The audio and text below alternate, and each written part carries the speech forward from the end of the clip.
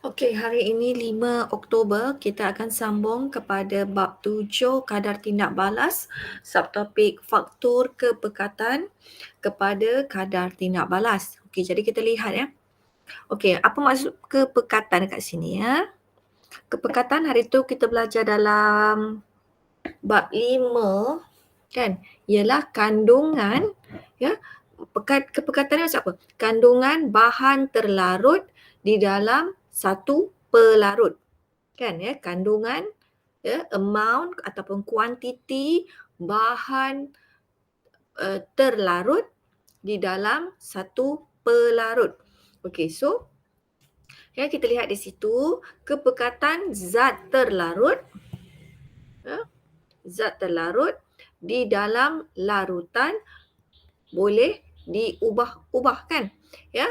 Kepekatan larutan boleh diubah dengan cara sama ada kita menambahkan pelarut ataupun menambahkan zat terlarut.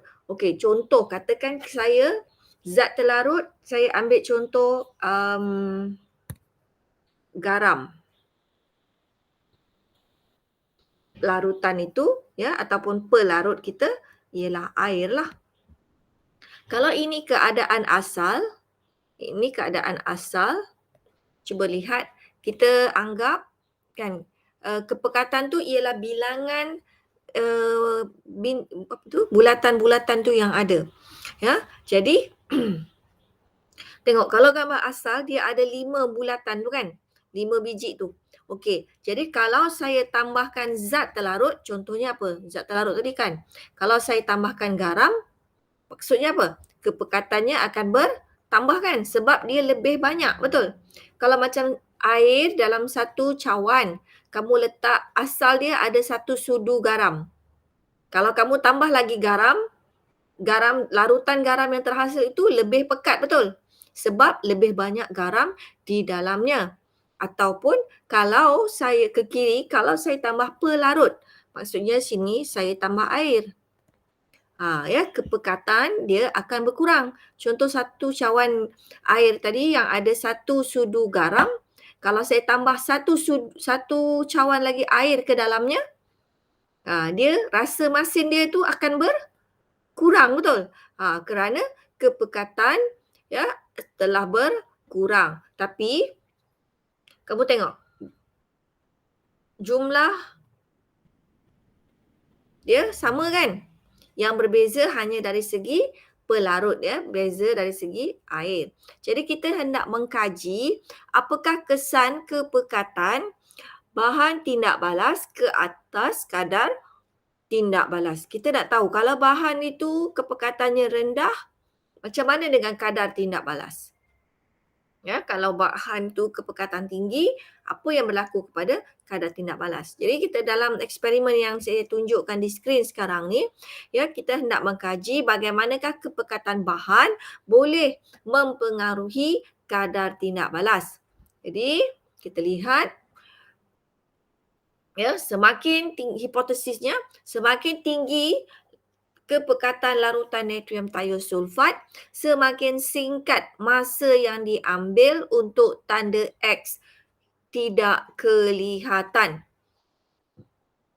Ya, pemboleh ubah yang dimanipulasi ya adalah kepekatan larutan natrium thiosulfat Na2S2O3 yang bergerak balas. Yang kita perhatikan ialah masa untuk tanda X tidak kelihatan.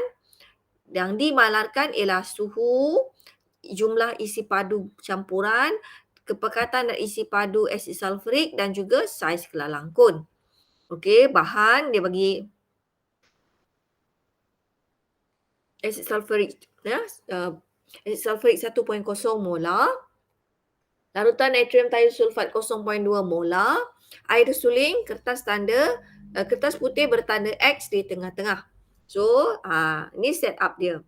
Ya, kamu ada satu kertas putih, kamu tanda dengan huruf, tandakan X ya pada kertas.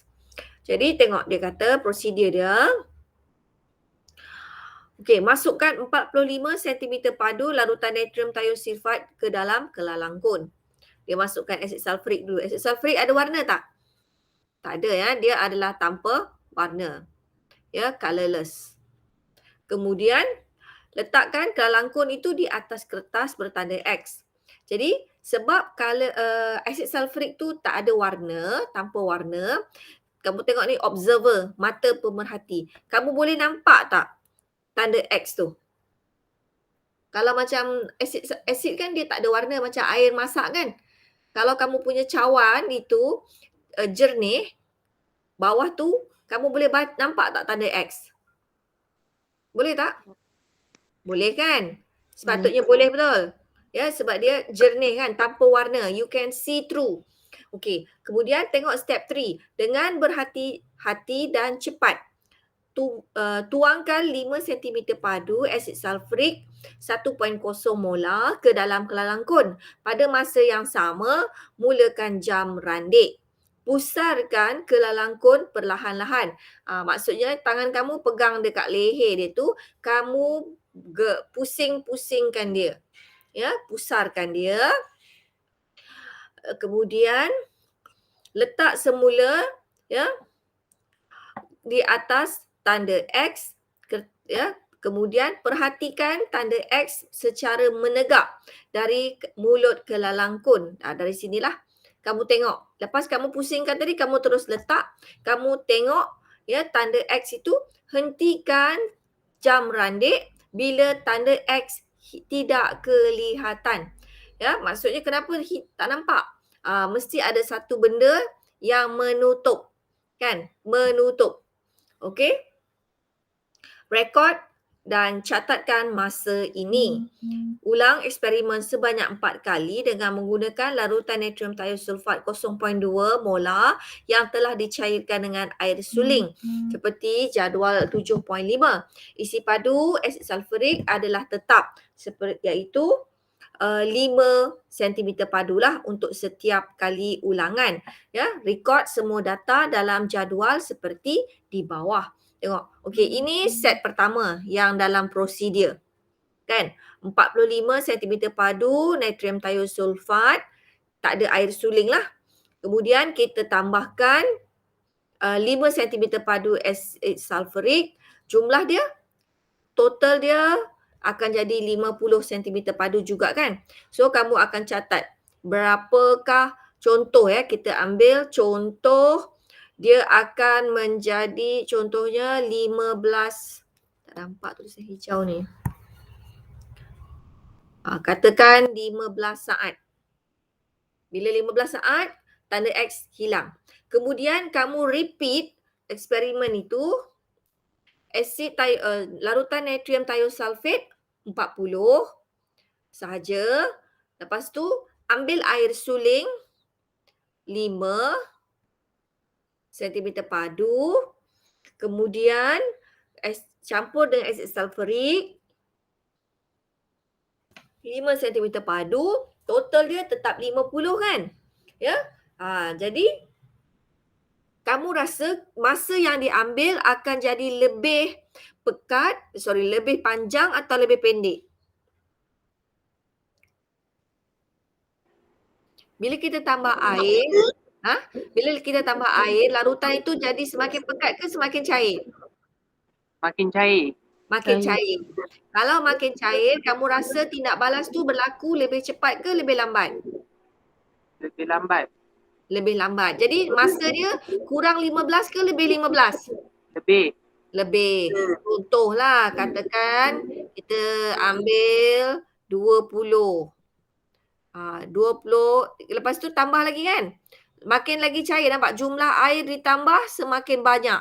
Oleh itu, dia jadi semakin cair, betul? Ya, katakan 27. Kemudian 35. 43. Ni contohlah masa dia. Okey. Jadi mentafsir kepekatan, ya, dia kata kepekatan natrium thiosulfat yang telah dicairkan boleh dihitung dengan kepekatan dengan formula M1V1 sama dengan M2V2. Okey. Jadi gunakan formula diberi dan data yang diperolehi untuk mengira kepekatan larutan natrium thiosulfat yang telah dicairkan. Maksudnya, tengok ya. keadaan asal natrium thiosulfat ini kepekatan dia ialah 0.2, betul?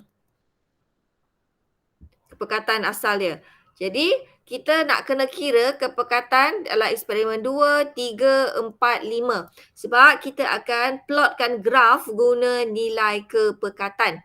Jadi kamu kena tambah satu kolom kat sini. Ya, kepekatan larutan natrium thiosulfat. Unit dia mol, densimeter padu. Eksperimen 1 ialah memang 0.2. Eksperimen 2 kita kena kira lah. Ya, eksperimen 2 cikgu tulis di tepi untuk eksperimen 2. Ya, M1 V1, M2 V2. Satu tu keadaan asal, 2 keadaan akhir. Keadaan asal kepekatan dia ialah 0.2. Isi padu asal, tengok. Isi padu asal kita guna sebanyak 40. Kan kita pakai natrium thiosulfat tu 40. Isi kepekatan akhir yang kita cari darab dengan isi padu akhir. Larutan itu akhir sekali, natrium thiosulfat tu ialah 40 campur dengan 5. Jadi 45. So that kita akan dapat M2 ialah berapa? Tolong tekan kalkulator.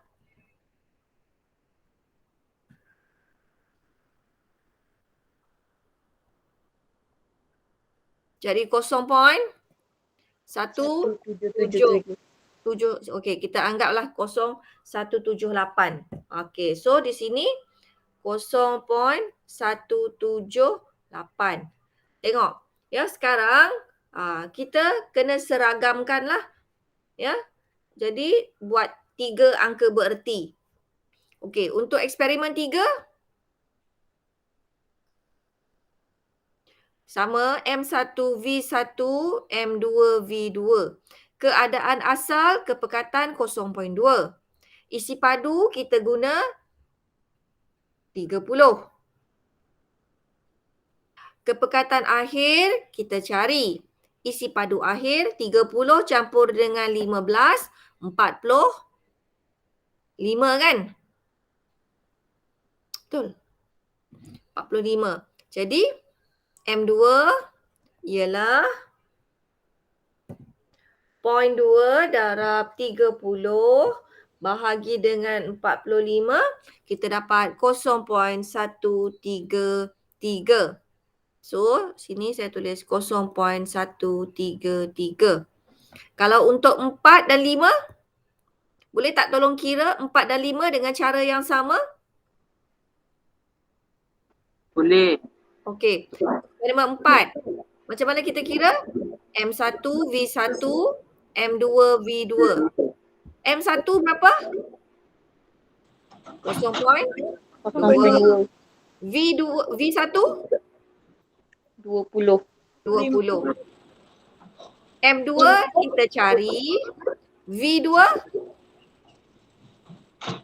20 campur 25 jadi 45. So, M2 ialah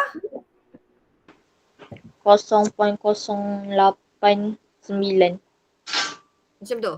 Okey, cikgu tak check kalkulator yang ni ya. So, kita akan dapat 0.089. Kalau untuk eksperimen 5, cara yang sama, M1 V1, M2 V2, di mana M1 0.2, V1 ialah 10. Ya, M2 kita cari darab dengan 45. M2 ialah 0.044. Okey, ya, cikgu tak check tau. Okey, so kita dapat nilai 0.0. Okey, Jadi kita dapat kan, daripada pengiraan kita dapat bila kita tambahkan air, walaupun jumlah akhir dia sama kan, jumlah akhir dia semua sama larutan tu, dia akan total jadi 50 juga. Tapi kita boleh nampak kepekatan dia semakin cair. Betul, kepekatan natrium thiosulfat tu semakin berkurang. Ya, bila kepekatan natrium thiosulfat berkurang, masa diambil menjadi semakin panjang. Kalau masa panjang, kadarnya rendah ke tinggi?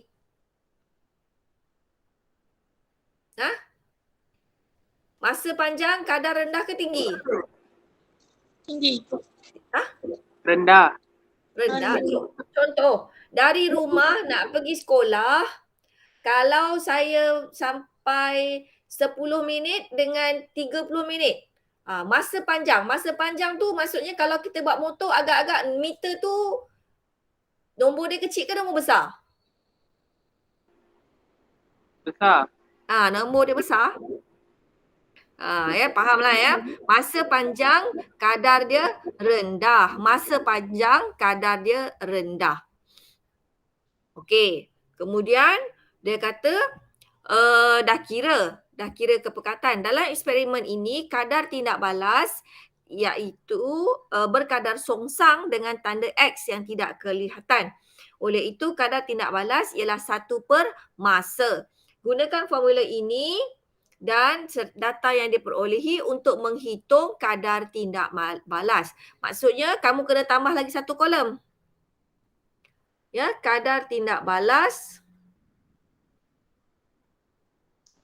ialah 1 per T dengan unit per saat lah. So tengok masa dia tadi. Contoh di sini kita pakai data tipu tadi kan. 1 per T. Masa diambil inilah T. Ya, masa diambil ni ialah T ya. So 1 per 15 sama dengan, cuba kira 1 bahagi 15.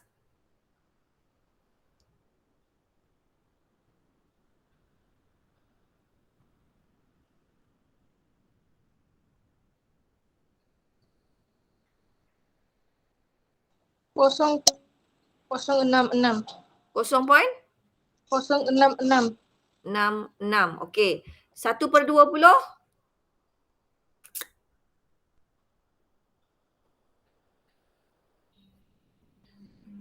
0.05. Lepas tu 1 per 27.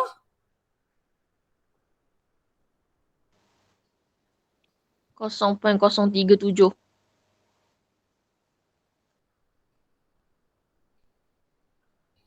1 per 35. 0.028. 0.029. 29. Okey. Yang nombor 2 ni cuba check balik. 1 per 20. 0.05. 0.05. Betul ya? Lepas tu 0. Lepas tu 37. Okey. Lepas tu 29. Yang pertama ni betul ke? 0.016. Yang pertama tu 0.067. 0.067. Sekejap ya, cikgu catat. Tu cikgu tengok 0.67. Jadi kita nampak pattern dia dapat. 067, 050, 037, 029. Nilai dia semakin berkurang kan? Ya. Jadi yang last kali tu 1 per 43 kita dapat 0.023. So kita nampak kan dia berkurang. Betul? Dia semakin berkurang. Okey, kadar tindak balas dia akan berkurang lah. Ya, sebab apa? Sebab dia dah semakin cair kan, kepekatan dia semakin berkurang. Di akhir eksperimen, okey dah kira, rekod kan tadi. Kan dia dah suruh ni lah, ni semua kita dah buat. Okey, gunakan untuk plotkan graf. Ya, 1 per masa melawan kepekatan. So ini adalah Y ini adalah X. Betul? Ya? Berdasarkan graf, nyatakan hubungan. Jadi kita boleh nampak secara umumnya. Okey ya, kita buat sikit data dia, contoh kan. Tapi saya rasa dekat bawah tu dia dah ada graf dia. Oh tak ada. Kat sini, dekat yang satu lagi. So kita akan dapati, dia kata 1 per masa melawan kepekatan. Kepekatan ialah mol densimeter padu. So macam mana kita nak plot? Kita tengok paksi X dulu. Paksi X kita ada apa kepekatan tadi? 0.2, 0.17, 0.13, 0.08, 0.04. Ya, jadi paling kecil 4, lepas tu ada 20, betul? Jadi kita punya graf, ini lebih kurang lah ya.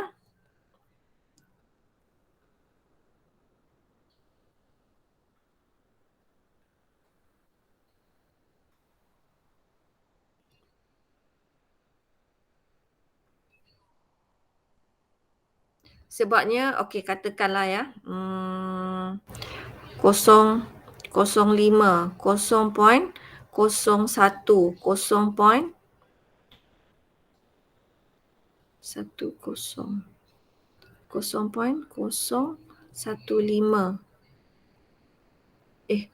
Graf kita tadi, data kita tadi berapa? Kepekatan dia? 0.4 sampai 2.0. 0.4.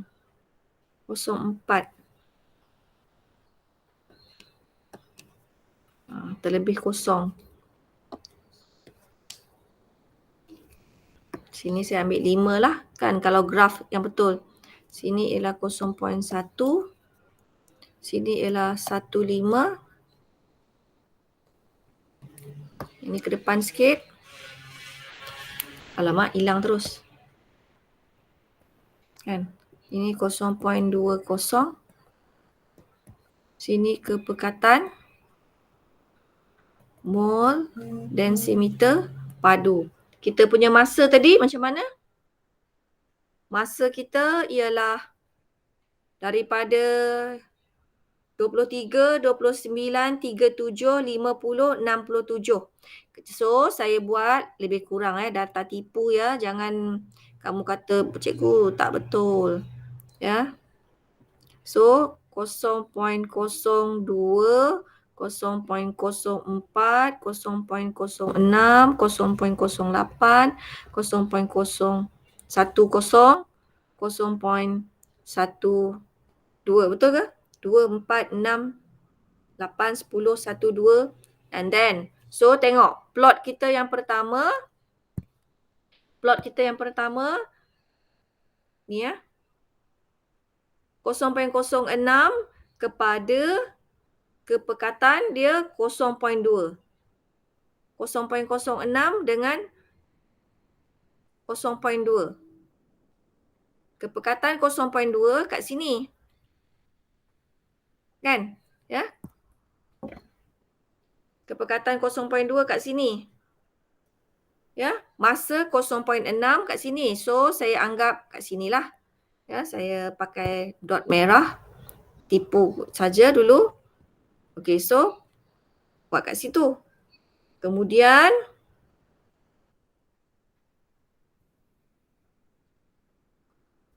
kepekatan 0.17 masa ya 1 per masa 0.5. Plot sampai habis. Contoh ya kita ambil lah ya beberapa titik 0.05. Masa 0.05. Sorry kejap. Kepekatan 0.17. Kepekatan 0.17. Lebih kurang dekat sini kan? Ya, lebih kurang kat sini. Lebih kurang di sini. Kepada 0.5. 0.5 lebih kurang di sini. Ya, so macam itulah. Ya. Jadi kemudian kita akan plot lagi sampai yang terakhir. Contoh kita ambil yang akhir 0.02 ya. Sorry. Kepekatan 0.04. Kepekatan 0.04 lebih kurang di sini. Di mana masa dia ialah 0.023. Kat bawah kan? Betul? Ya. Jadi kamu punya graf tu nanti kamu akan plot lah. Ya, graf dia menurun. Ya ke? Ya. Jadi kamu akan dapatlah nilai dia di situ.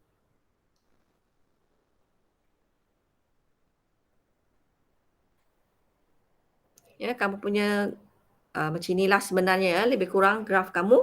Ya, bila tengok ya. Bila kita kena nak interpret ini X versus Y, betul? Bila tengok X versus Y, 0.05 ke sini bertambah kan nilai dia. Apabila kepekatan bertambah, nampak ni, ini kepekatan bertambah. Apa yang berlaku pada Y kita? 0.02, graf kita juga nilai dia bertambah. Iaitu apabila kepekatan bahan bertambah, kadar tindak balas juga bertambah. Sebab satu permasa ialah kadar tindak balas, betul? Ya? Itu cara kita interpret graf kita. Okey. Ya, kesimpulan. Kenapa larutan di dalam kelalangkun menjadi keruh? Ya. Kerana apa? Kerana mendakan ya. Mendakan terbentuk.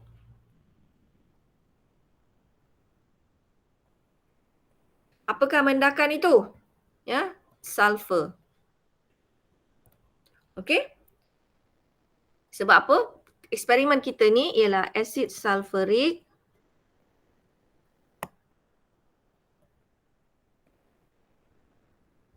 tambah dengan natrium thiosulfat. Kita akan dapat natrium sulfat, sulfur, gas sulfur dioksida dan juga air. Ini adalah aqueous, ini adalah pepejal, ini adalah gas, ini adalah aqueous lah. So, dalam kelalangkun itu, dekat gambar ni, ni nanti ada satu mendakan lah.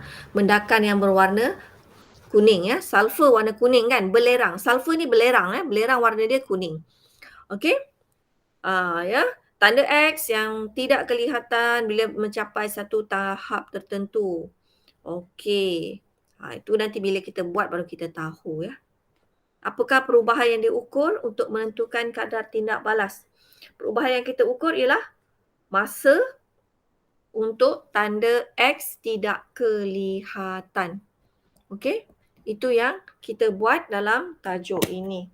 Okey, so cikgu akan stop sharing dulu untuk yang dia punya penerangan sebab cikgu nak pergi kepada latihan ya. Tunggu sekejap. Cikgu stop sharing yang ini dulu.